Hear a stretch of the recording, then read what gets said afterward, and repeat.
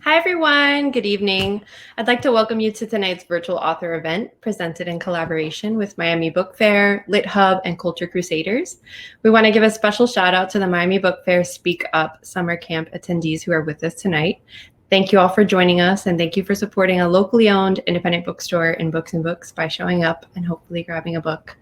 Tonight, we are beyond thrilled to be able to host our very own local author, Romina Garber, in conversation with the incredible Tomi Adeyemi about a book we feel is so timely and important. Lobizona is a book that explores the very concept of a person being illegal, and it uses folklore and fantasy to do this in such a compelling and beautiful way. Romina Garber is a New York Times and international best-selling author. Originally from Argentina, she landed her first writing gig as a teen, a weekly column for the Miami Herald that was later nationally syndicated, and she hasn't stopped writing since. When she's not working on a novel, Romina can be found producing movie trailers, taking photographs, or daydreaming about buying a new drum set. She's a graduate of Harvard College and a Virgo to the core, which I love. Tomi Adeyemi is a Nigerian-American writer and creative writing coach based in San Diego, California. After graduating from Harvard University with an honors degree in English literature, she received a fellowship that allowed her to study West African mythology, religion, and culture in Salvador, Brazil. Her first novel is Children of Blood and Bone, I'm sure everyone's familiar with. And when she's not working on her novels, she's watching BTS music videos. She can be found blogging and teaching creative writing on her website. So before I hand this over to Romina and Tomi, I just want to point out a couple of buttons on your screen. One will allow you to order a signed and personalized copy of Lobizona, which is the green button directly below us. It'll be there all night. She will sign it Monday and we'll ship it right after. You can do this, And then if you guys would like to submit a question, the other button is the Q&A button, which is just slightly to the right on your screen. So it says ask a question. I'll be using that to moderate the Q&A portion. And Romina's happy to take questions in English or Spanish. So without further ado, I will hand this to Romina and Tomi, our esteemed guests.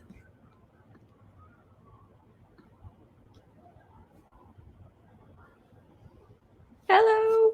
Hi. Bye.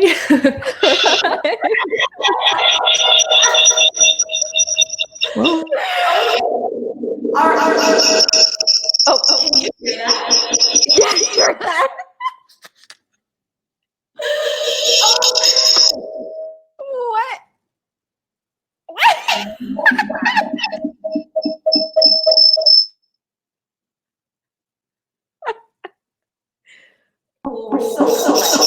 Yeah, what is this?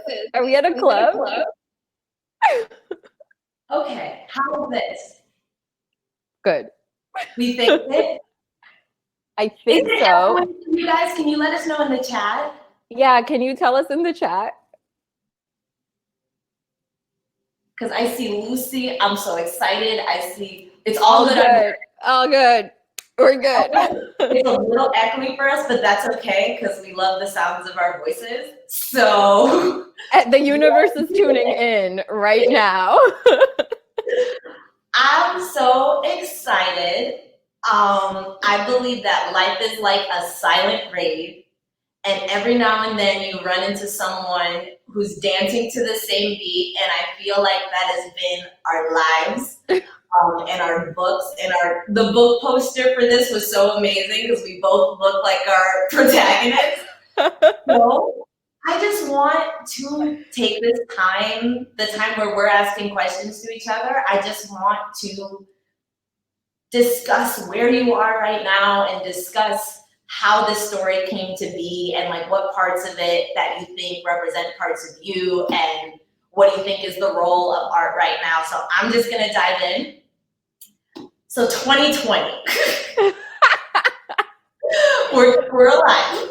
Was that the punchline? 2020. It is the punchline. I just want to talk about where you are right now. This year, it's really beyond words. The fact that like a week ago or 2 weeks ago, the Pentagon said we have alien ships. And we're like, dude, it's so crazy, we don't even care. So I just want to know where are you? What do you feel like this year and this quarantine took from you, but then also what do you feel like it gave to you? And what are like your hopes for the future right now? And I know future is a weird word because we don't know how long we're going to be doing this. But yeah, before we get into this, let's talk about where you are today. Let's talk about Romina Garber today. I am so happy to be doing this with you. You know, I'm like everyone else trying to get through dystopia that has become our new reality. You know, and you know this well, when I was working on this book, the only thing I cared about was that it come out before the election. I remember telling you this nonstop. All I care about, nothing else matters but that it come out before the election, because I thought we'd be counting votes, not virus infections right now. I really thought that this would be a time where we'd be reviewing that person's greatest hits, you know, and just like really like letting that montage roll. And so, you know, it's definitely a shock to the system. And I think some of the stuff I'm taking away from this is how much of my life I spend in that word you said, future. I am always 2 steps forward and like moving too quick to look at what's around me. And I think that this time has really done that for me. It slowed time down, you know, to the point where it feels like this elastic band almost, you know, and it feels like it's been stretching since March. And I'm just like, when is it just gonna snap, you know? But in the meantime, I'm noticing all the beautiful molecules of time and things that make up our reality. And I think the biggest lesson I'm taking from it is the number one resource in this world and currency and everything is time, and particular time with our loved ones. And it's really making me reassess what my values are, just like I think it is for industries, for whole populations, for the world. And so, you know, and of course, I still think that the message of this book was important and the timing is very important. I just think I see where it fits now in the bigger picture of everything. And I understand now how like this is important, but so many other discussions we're having are important. And this time that we have, we're able to have those talks. How about you? Every time you say time, you promise I'm not echoing, guys? Like the slightest bit, but not in a disruptive way. Like I can understand everything's good. Yeah. Okay, I just want to make sure. Yeah. Every time you said time, I heard the music from Inception when like Leonardo DiCaprio was going to his maybe children, maybe other dream within a dream, and then it's just like and it's all in slow motion in like the sunlight, because I feel like that too. In the sense where you're like, when you feel air on your face, you're in a freaking Dove commercial, because now you know it's a luxury to feel air on your face. Or like when you feel sunlight, it's like, the yes. like, all these really little things. You're like, wow, this is awesome. It's so true. I spent the first month like, yeah. Do you remember I spent the first month just photographing the birds outside the window? And like, that's all I was putting in my story. And people are like, all right, these are like 15 stories of the same birds' routines, you know what? But it gives you time to smell the roses, you know, like, I don't know. And I say that and recognizing the privilege of saying that, right? Because like, this is not equal for everyone. And I know we're going to get into that anyway. I'm just, you know, we're staying positive now, but like, it is like, it's a total privilege. But I think that that's the point. If you have the privilege right now of slowing down and really looking, how about looking beyond like your what's immediately in front of you, to the community and expanding a little and seeing who doesn't have that luxury right now, what isn't working. And maybe this is the time that a lot of solutions can spring from, you know, I mean, we could do something with this time.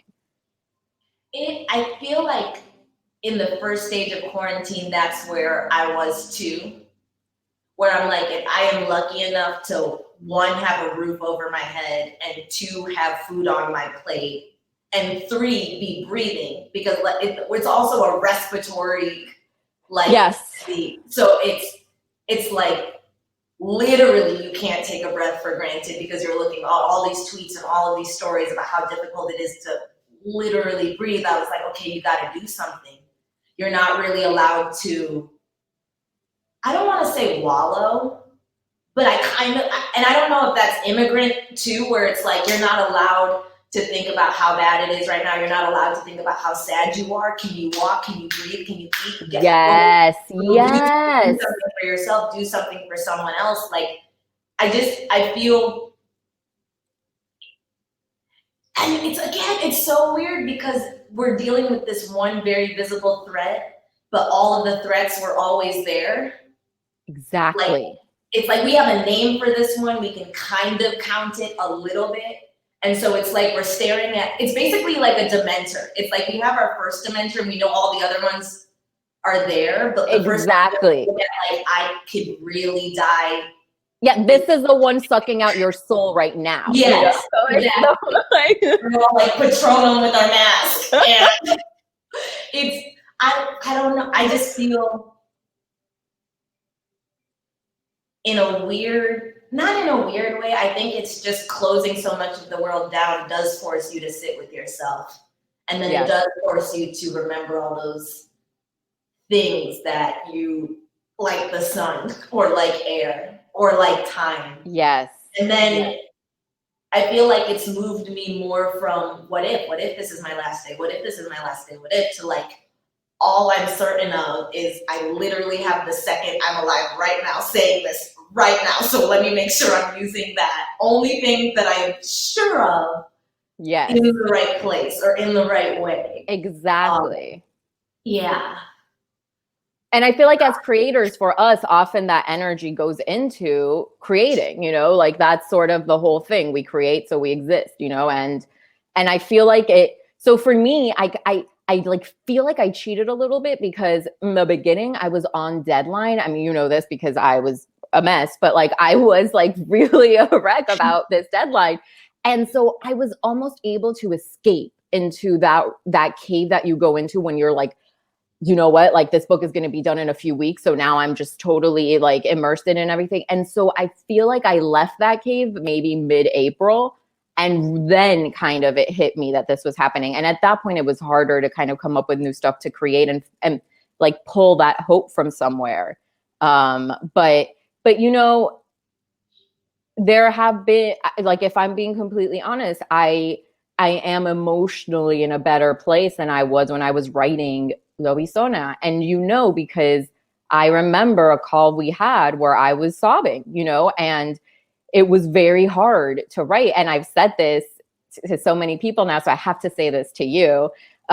You really helped me get through this so much, our talks and just kind of telling you how powerless I felt, to take on something like this, but then be in the privilege of my apartment writing it, and kind of this idea of like, what is my role? And you said to me, this is how we fight. This is how we take up arms. These are our weapons. You got me through that, and I love that. I love it. I know. Seriously. I love it too. I could not imagine this. I could not imagine this, but I felt you could, Yes. And even I couldn't imagine that. Like, my favorite thing about it is how magical the cover is. Because it's literally the kind where you're like, and then it starts moving, and then you're like, is that my mind? Or is that the thing? Or is that the magic? And I'm always inclined to believe in the magic. So it's real. It's so real. And while we are talking about making the impossible possible, something I've found, even just within my very first trilogy, is that you are such a different person with every book you write, let alone with every series you write, let alone writing the book and publishing the book. And you kind of talked about that, but I would love to know, especially because I assume we have a lot of writers. Like, if you're a writer in the chat right now, I want you to go like, hey, I'm a writer. Like, do it. Like, do it so we know. And we come on, Nietzsche. I know you're there. I see you. Have to do it. Nietzsche, if you, I see you, Nietzsche. I see you. Own it. I see you. I know. I'm like, is this Frozen? Oh yeah, I see froze. What are we talking to ourselves? Oh no. Okay, we said A. We're good. We're not frozen. A. Okay, we got it. All the A's are going. So I think we have so many writers here, and part of being a writer, part of going from a writer to an artist is like just getting in touch with who you are whenever you are putting something to the page. So I'd love if you could talk us through the journey, but I want to go from the beginning. Like I want to talk about the Romina who wrote Zodiac and the Romina who fought so that I can have this in my hands. And just the Romina who's sitting here with her poppin' poster and red lipstick. So just take us through every shade of Romina. Sure. Shout out to my sister who got this done for me for today. Sisters, I mean, come on. So yes, Romina Russell, who wrote Zodiac. She's an interesting character. I think I came into Zodiac in a weird way. I hated Ro, the protagonist of Zodiac, for being so naive and hopeful and idealistic. Like a Netflix. You know what? You're right. I should start there. So Zodiac is a 4-book sci-fi fantasy series set in another galaxy where the different planetary systems are inspired by the different Zodiac houses. So I'm a Virgo. I'm very controlling, obsessive, neurotic, pragmatic, bitchy, like kind of quick with stuff. So, and then my protagonist Ro is from House Cancer. And, the way I would describe it is like, I think so much that sometimes I forget to act. And she acts so quickly that sometimes she forgets to think. So I used to just have it out with her in my head. And now looking back, I realize it's because I was her as a writer. Ro was this girl who just like saw the good and was idealistic and wanted to kind of change the world with her words and her honesty and all. And I just felt like I had come in like that too. And Ro gets rejected so many times and humiliated. And Zodiac was my 6th book. I'd written 5 books before Zodiac, all of them rejected. So I feel like I was learning how to get over rejection through her. Then, as you know, Lobizona had actually started as a different book called Yellow Eyes. And in 2008, I had tried to go out with it. So this is before Zodiac, because Zodiac was 2014. And the reaction I got was that American, and I say that like this because Argentina's America, American teens didn't care about Argentine immigrants. And I think like I didn't quite understand what ways that answer impacted the way I consider myself, because I am an Argentine immigrant. So what I really heard was nobody cares about your story, not just my character. So I let it go, and it wasn't until 2016 when this administration took power that story began to haunt me as a real regret. And I just remember struggling with how to get back into it. I remember talking to you. I remember talking to Nicole Maggi, my amazing critique partner, who also got me through this. And like, I just remember really feeling like, I don't know, how to kind of get back into this, because that rejection it was something deeper than just a writing rejection. It was me as a human and my history. So, the Romina who wrote this book is a little bit less, I don't want to curse here, but I'll just say like, Can we curse here though? It's like the internet. I definitely cursed in this book and I didn't in Zodiac. Yeah. So that's another I can't tell if we could, because I'm like, it's the internet. I don't know, because I feel like if there's, I'm of 2 minds, right? Because it's like, if there's teens here, whatever. But then on the other hand, I'm like, words are words, and we should be able to. There's so much crazy stuff on the internet. I'm like, I think I should be able to curse. I don't know. I think we should too. But yes, it's a very different. And I think the Romina that I am now is someone who really is like, I have more of a vision, like what you were saying, like your first series, you might not exactly know what you're trying to say, but then you start plotting the next one and you start to see a pattern, and you start to see what kind of writer you are, what kind of stories draw you, what are you contributing to the world? What are you saying, right? Because I don't know if we have answers so much as we raise questions. And I think what's important is, what's the question of the day? What do we And I think that that's the big thing I'm taking from this. Yeah. You see that a lot if you like look at Christopher Nolan that way, in that like his early films were like, what's real? It's like, what's a dream and what's real? What's a memory if you lose the memory, and what's real? It's, you know, it's all that stuff. And then it went into Batman, and it's like, what is good and what is evil? And can good overcome? You know, it's like, I'm sure, I mean, for all we know, I'm sure Christopher is watching this right now, and so he'll I'm probably sure. in the comments. Hey, Chris, what's like, up? I did plan that. But like from watching him, it seems like, oh no, you were just really immersed in what you were doing every time. And you're just, these are the questions, and these are what you feel like you focus on as a writer. So I love that. And you mentioned vision. You said this Romina has vision. So what is your vision? What is the vision that you at least want to share with this audience? I mean, I think my vision is a little bit like, it's multifold, right? But I think one of the thing is like a little bit more awareness of language. In particular with this book, freeing myself to write Spanglish, you know, to just write in whatever felt most natural, really liberated me in a lot of ways. Technical difficulties. Yeah. But it really felt very here. Please keep talking. Yeah, go fix the thing. It's totally fine. Just recovering with grace is all that matters. Look at the back of that shirt. We have to see the back of that shirt. Oh, anyway. that's true.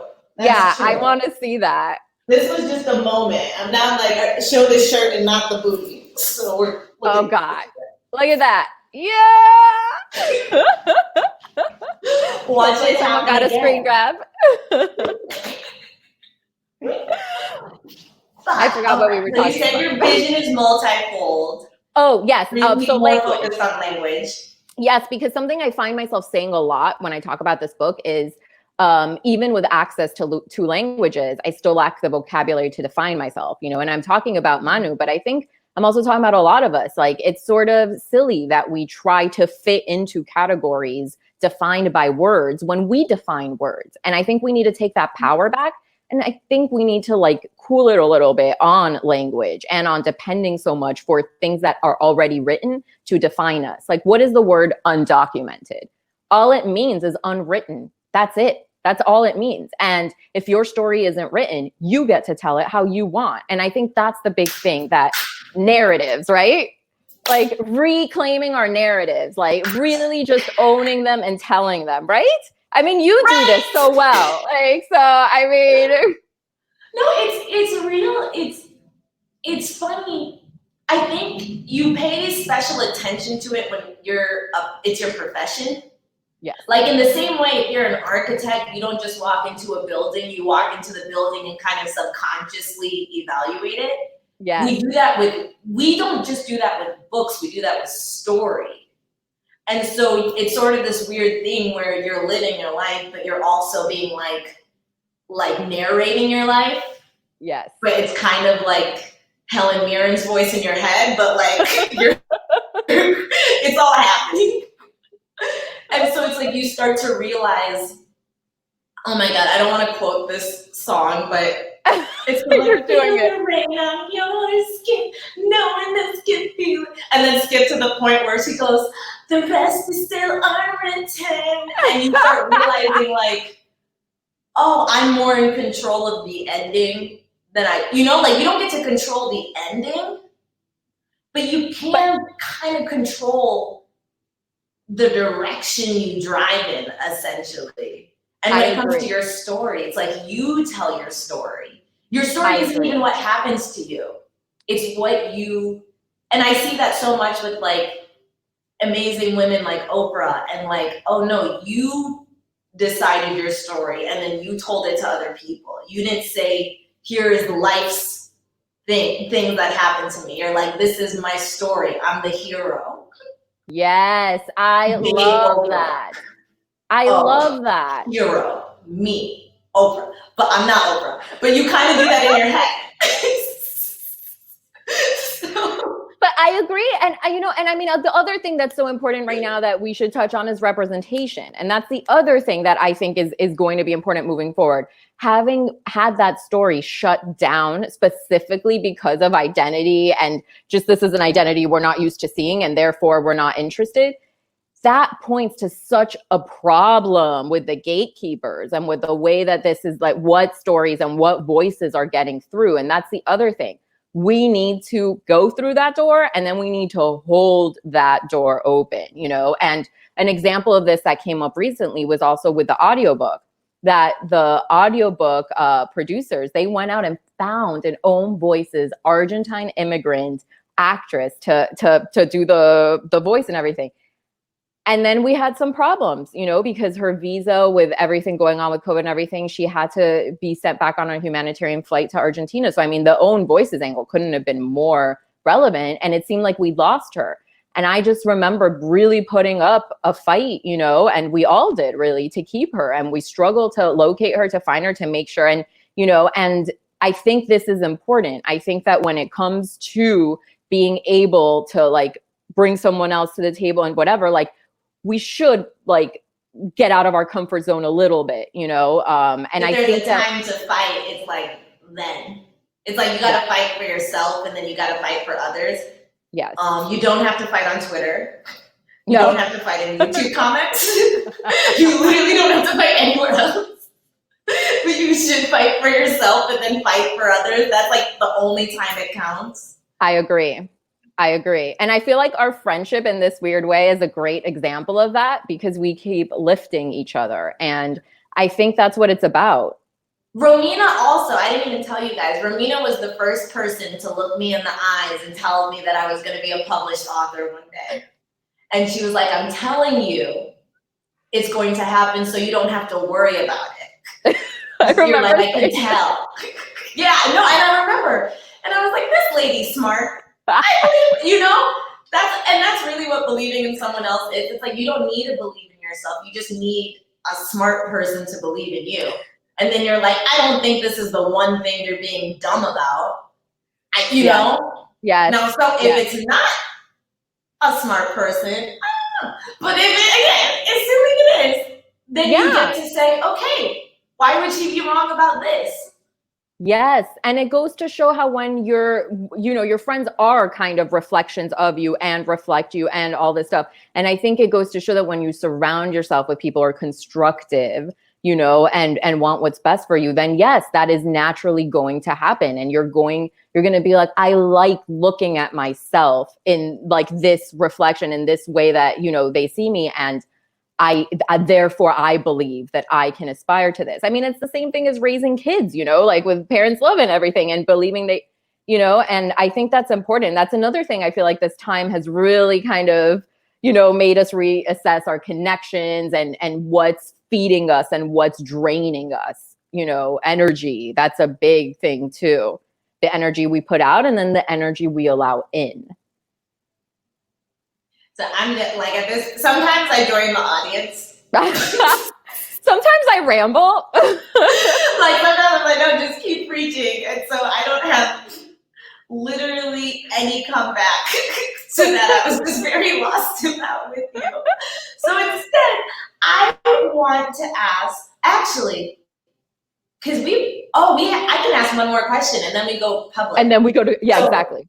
The one question I want to ask, so this is specific on Lobizona. I remember when I wrote CBV, like the emotional reality I wanted to kind of paint a picture of is what it feels like when you're scared of the people who are supposed to protect you. And for me, it was just like, no, I just want you to know, like, you might not understand, but this is what happens in my head. This is what happens in my chest. This is what, when I see this person. And it was purely just because I'm like, if you can understand what it feels like, then we are meeting on the same plane and we can really talk. And you did such a good job of that. That was like really came across. I mean, that's why the series, like, yes. But I already love where this is going. Yes. I'm not going to let you, I decided to accept compliments, but I'm not letting you go any longer. So I felt like the emotional reality, and especially in the beginning, but you do it kind of magically and realistically, is the element of hiding and having to hide.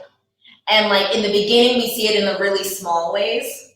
And then as we go, it becomes bigger and bigger and like grander and grander. But I was really struck by like the intimacy of all the limitations you have. If you feel like you literally have to hide from the entire world, or have your world ripped away from you.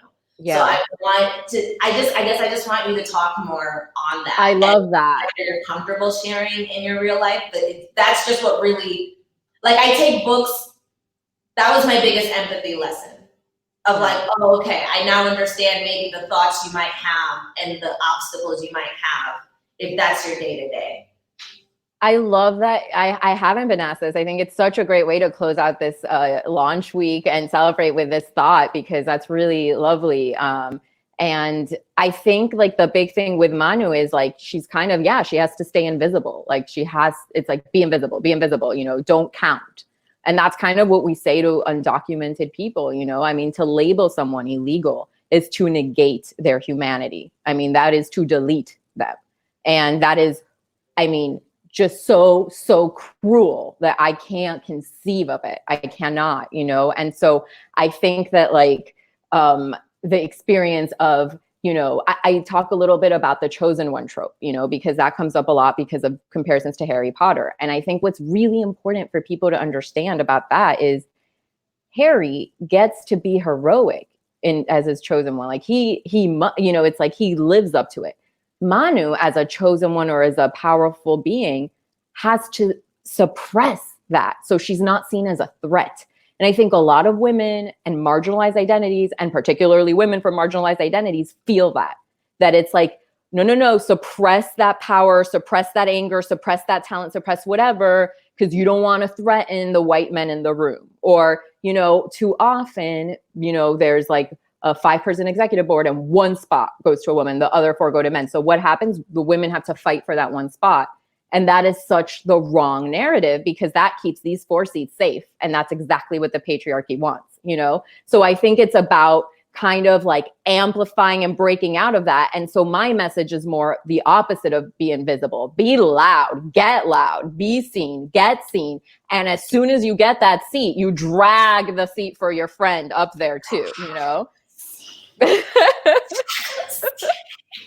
just want to be like the parcel tongue hype man. I don't want to ask people. I just want to like hiss. Parcel tongue. And shake your book. You're amazing. I love that. I love it. I'm so happy. I also love, because the last thing I'll say is that reminds me, I was watching an interview and it was 2 men discussing The Last Dance. I think it was Kevin Hart and Joe Rogan. And they were just talking about a part in the documentary where Michael Jordan is yelling at his teammates, like, do your fucking job. And I was like, oh, we could never yell that at anyone, you know? Yeah. We could never yell that. Never. Oh my God, we'd be written out. Like, and it's funny because you're like, and you understand the passion because you're like, no, I love this. This is my whole life. Yes. But I really appreciated what you said about like having to suppress that greatness. Yes.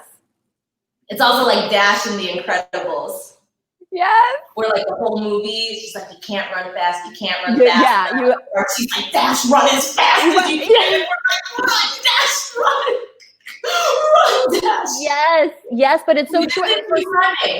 And for someone, you know, like we talk about like the world, you know, and who has the right to belong in worlds? Who has the power to decide who gets to belong in worlds, you know? And when we talk about identities like these, where it's like, you don't count, we don't see you, you know, and if we see you, we like, you deport you or whatever, like that is horrifying, you know? And that's a reality that like doesn't finish when you turn the last page of this book. And there are too many people who are going to be living with this like for a really long time, and we'll deal with the traumatic after effects of it, you know? So yeah, so I think that would be the big message. Like, let's get loud, let's bring people in, let's not, you know, and let's make it okay so that we are allowed to express ourselves with all the colorful language and emotion we want without losing for it. Yeah, that's it. I wish we had music now. It's the music we have in our heads. It's the silent radio.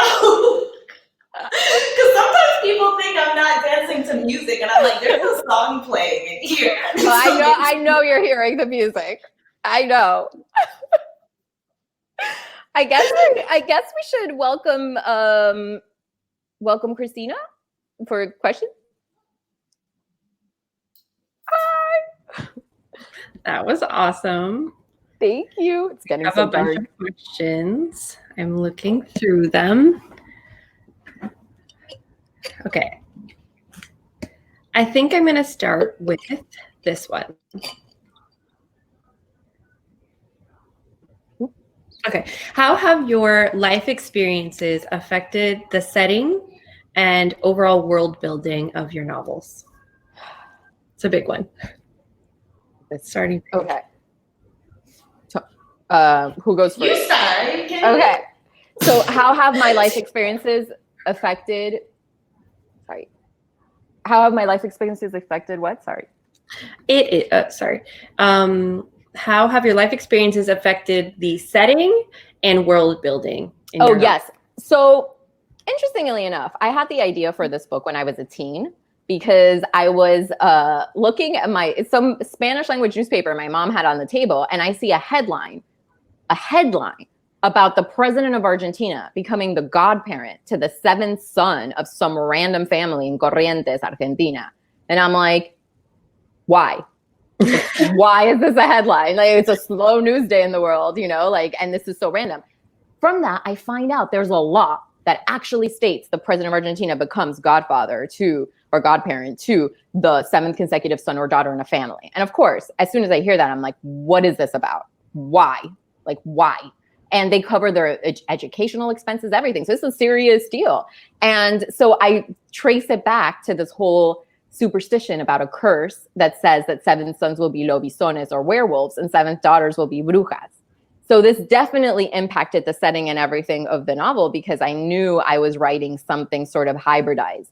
Now, the reason I thought that it was important to write something that walked the line between reality and fiction, and that used in particular Argentinian folklore, is Argentina has seen a lot of this before. In La Guerra Sucia, the Dirty War, was a time when it was a horrible dictatorship and like dissidents disappeared overnight. Children were ripped from their families. The grandmothers, las abuelas de la Plaza de Mayo, to this day continue to search for those grandkids. So I just felt like there was a big warning in that, that how our rhetoric and public sentiment can really manifest into actual policy that creates very real cages for people. Awesome. I'll stop there because I could keep going forever. I love that answer though. Thank you. Let's do another question because I want to make sure we get all of them. Okay. So the next one is, I think these are kind of for both of you guys. But it's if you could spend the day with one of your characters, who would you spend it with and why? Do you have an answer? Always Rowan. There's no complicated reason. I love that. Complicated reason. I was gonna say Manu, but now I want to say Tiago. Yeah, no, I'm not like a Hufflepuff, so you're gonna get my. I feel like I hung out with Zaylee anyway. Oh my god! So, yeah, exactly. Yeah, that was easy. And I don't like need her here like staring at me. So Rowan's gonna get in some trouble. And it's gonna be god! I would love to see that. Okay, and the next one is for you, Romina. Did you outline book 1 and 2 of Lobizona at once, or did you write book 1 and then tackle the one you're currently working on as more of a sequel? Like, I guess, did you already know what was going to happen at the end? Yes. What's funny is when I outlined this book, I outlined 2 and 1, and I had no idea. So, like, when I sat down to write Lobizona, and I got to the midpoint of my outline, I was like, I'm done. like, this book's done. And, you know, my agent's like, but you outlined like a whole other half. I'm like, yeah, that's not going to fit in this book. And so we realized I'd outlined 2 accidentally. And so it wound up working out beautifully because I kind of pre-outlined my sequel in a way. I mean, I still had a lot more to develop, but it worked out very nice. Oh gosh. Sorry. It's okay. Sorry. Okay. So next question is, how did you guys meet, and is it Harvard related? Who asked this? No, don't tell us. Don't out them. I feel bad. Someone must have read some of our interviews or something. Or Tomi, how do you tell it this? was kind of. It was an alumni party. Describing things because I tell you the ABC like comedy version I see in my head. So you tell it because it's gonna take way too many liberties. You just pitched it so well, though. I'm like, I want to hear that. But it's like part of the problem is it's so good in my head because I have the camera angles and I have the lighting. I know. And like the wind blowing in the hair. So just picture those images. Wait, and I love that Nietzsche just outed herself. Of course she did. Like, it was me. Okay. Well, we did kind of meet as a result of an alumni party where I already had Zodiac out. And so we struck up a conversation because Tomi had like her manuscripts and like we started talking. And so slowly developed into this friendship where we'd go grab pizza at the Grove or at the farmer's market. And we'd go to book events and I'd be like, oh, let me introduce you to this author. Let me introduce you to that author. You know, I mean, it's pretty cool to be friends with Tomi before people knew who she was. You know, because it was like, you know, and I would tell them, you're going to be sorry. And then it's like, I remember at Vroman's at my Black Moon launch, I like announced to everyone, like, this is Tomi, remember? Like, look at her now, you know? So it was one of those things where I just feel like we were cosmically linked. And I knew she was a writer. Like, there was no question from our first conversation. And so we just started supporting each other. And then when I was like, okay, now I have my next book and I need help, she, like I said, she really helped me find my power. We're on Mount Everest together. Yes. Not the real Mount Everest. I don't want to climb that one. I have but like the publishing. Yeah. Which is just as tall and just as cold. It's a real mental workout, you guys. I feel like we're bundled up. And yeah, no, it really is just like, I realize that's the fun part of being, I would say one of my favorite parts of being an adult is like, it doesn't happen often, but every now and then you meet someone and you guys just click. It's literally like those automatic magnetic snaps and you're like, and it's really the stepbrother scene of like, let's remove the pulpit so we can have room for activities. We can do so many activities together. And it's a true joy. So I love it. Like, it's so weird to think about, but it's going to make a really good ABC family movie. Oh, we can't wait.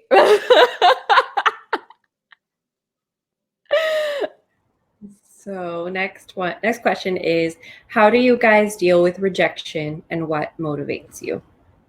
Oh, you're like, oh. Yeah. I know, it's such a horrible word, right? Yeah, vengeance. Voodoo dolls, vengeance, like, I mean, brujeria, like. It's real. I mean, Donald Glover said this in an interview. He's like, I'm not petty, but I'm salty. Meaning he's like, I don't act against, like, you know, people who don't believe in me, but I act like I'm going to prove you wrong. Yes. And I think I'm a little bit more vengeful, but I'm definitely like a saltine cracker when it comes to like, I live for the hair flip. I used to be like, oh no, you know, did Julia have a job well done? And it's like, no, you couldn't teach me to write.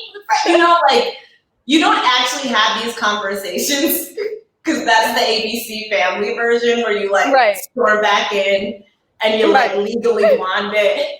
And you're like, remember me? And they're like, no. And you're like, well, for the last 7 years, I have fought to prove it. So that's kind of what you do. You just say, I'm going to prove you wrong one day. And maybe you use some curse words. And it's all in your head, but it works. Yeah. And you remember, And you remember that like everyone deals with rejection, right? Like I said on this chat, like it took me almost a decade to get published. I'd written 5 complete novels, all of them rejected, you know? And so like, talk about like, you know, you write a novel and you feel entitled like to have people read it. You're like, I did this, you know? And then it's like, it sucks. Okay, I did this other one. It's like, okay, I did this, you know, and you keep going. And that's the thing, right? The lesson I took from this is if I hadn't written the next novel, I would not be here right now. And that's the lesson to take from it is no one can really reject you but you. And that's the real truth that's really hard to accept. Sorry. We've talked about that too, how it's like you were always a New York Times bestselling author. Even with every book you got, you know, like yes. If you look at your life with the arrival time period, you start realizing that even for me, I feel like it was 15 years of my life, so almost half my life where I didn't believe in myself or my dreams. And at that time, I was still a future New York Times bestseller author. So you start realizing like it's a part of the story. Yes. Like what story have you ever read where they didn't face obstacles? It's like when you face an obstacle, that's what we were talking about in the beginning. Like you start seeing the story of your life and you're like, okay, secondary opponent, you're not a Snape. You're not my Draco. Exactly. Yes. Expected Patronum. Get out of here. How did we get back to the mentors? Just like, I don't know. It kind of, because I just feel like I love there's that. something about Dementors and then like the Sauron, Knights of Sauron. I just feel like it's the perfect thing for you to say though, because it ties so perfectly what you were talking about this period, which is like, what are we discovering, right? And what do you need to deflect a Dementor, right? Like positivity, good. And so that is it's water, friends, and love. Yes. There you go. Yes. Now it's they saw the sparkles. Now we got sappy. We went there. We knew we would go there. I'm sorry. All right, guys. I'm going to ask you this next question. Oh my God, now I'm nervous. Okay. I like this one. It's interesting. So, Cien Años de Soledad seems to be a big inspiration and it's mentioned in Lobizona. Which other Latin American authors inspire your writing? I'm obsessed with Borges, like very, very much obsessed. I've read everything, like short stories to essays to whatever I can get my hands on. It's funny because I sometimes wonder, like, would I feel differently if I didn't know he was both Argentine and a Virgo? Who knows? But I feel a real strong connection, such a strong connection to Borges, and I felt it from the first time I read the first story of his I ever read. I remember it still, El Fin, you know, and it's the story of this family of grudges, you know, where like this guy goes to avenge, you know, his father, and then it's like later on, then his kid comes to avenge him, you know, and it's just, and the irony of it being called, the story's called The End, is that violence never has an end, and that's sort of the point. Like if you come at me with a weapon today, I'll come at you with a bigger weapon tomorrow, and then you'll come with a bigger one. And what did we just gain? You know, nothing. Like the only thing that really undercuts violence and everything is hope. It's using our words. It's like imagining something better. It's conveying inspiration and stuff like that. And I always felt like Borges really drove that for me, you know. Obviously, like Isabel Allende, and there's like a lot, but like I kind of feel like I didn't talk enough about Borges this whole time. And I think if you read this, like you can see some of the, like I gave some names inspired by his stories and stuff. And so it's for sure one of the biggest influences in my writing. So another question we have, sorry, I just passed it, was what is the inspiration for Tiago, Cata, and Seiza? Okay. Broad. So normally I try to invent characters like from that soil, right? So like I try not to transpose too many like, you know, people over to other worlds because it wouldn't be right. Those people were raised in this world, so they are that, you know. So I really try to make it unique, you know. But what's funny is Seiza is the name of a reader I met in Spain. And I told her, I was like, I'm going to use your name in my next thing. And she did not believe, she was way cooler than me. And like, she was like, you know, did not care. And so then when I got the deal for this and I knew like, all right, this is it, I spent like 2 hours, okay, on Twitter because I like remembered a vague tweet she'd sent one so I could hunt down her screen name or whatever it's called, handle, and like write to her and be like, look it, I did it. You told me I wouldn't do it. Well, guess what? I did it. Leaving to spite others. Yes. Spite is the best motivator, you guys. Even when you're positively spiting them. Yeah. I was like, take that. Now you have a book with my favorite character named after you. What are you going to do? What are you going to do? She was just like, that's cool. She's like, all right. Like, I'm too cool to react. But like, that was like a lot of fun. And then, so Thiago is just, I mean, I just was like, this is who I want to date now. And that's kind of how I approach the romantic interest. Like, who do I got? Oh my goodness, there's a little face peeking out and that is so cute. I can't. Okay, sorry. It's making him happy. Okay, we have a couple more here. I'm thinking this should be our last question. So let me pick. Ooh, I think I'm going to pick this. Any favorite, it's a good like closer. Any favorite reads of quarantine? Oof. Oh. or what are you reading? What have you read lately that you The Vinyl Underground, amazing. A Phoenix First Must Burn, amazing. Yes. Woven in Moonlight, we were just talking about before this, amazing. Oh my gosh, I'm gonna blank. Cemetery Boys, amazing. Oh my God. Yeah. I start to get nervous too, because I'm like, oh no, I'm not mentioning one I loved. And now they know, and now they think I hate them, you know, and I get very, but yeah, that should be enough for your TBR to get started. That's a great little stack. Yeah, for sure. Okay, guys. So I think we are ready to, we're ready to close this up. Thank you both so much. Thank you, Romina, for choosing to work with us for the pre-orders and the signed copies. Again, that green button still works. It'll work if you watch this back later. You can get a personalized copy if you order before Monday, August 10th. Leave us a note in the order comments with the name you want the book made out to. So green button. And then I want to thank Tomi Adeyemi for taking the time to be with us tonight. I want to thank the Speak Up Summer Camp attendees who are with us. Thank you, guys. I hope you had a great week. And everyone else who tuned in from around the world, thank you so much. One last reminder for our Books and Books merch fundraiser. It ends tomorrow. So if you want a tote or a t-shirt that has a Borges quote on the back, order it by tomorrow.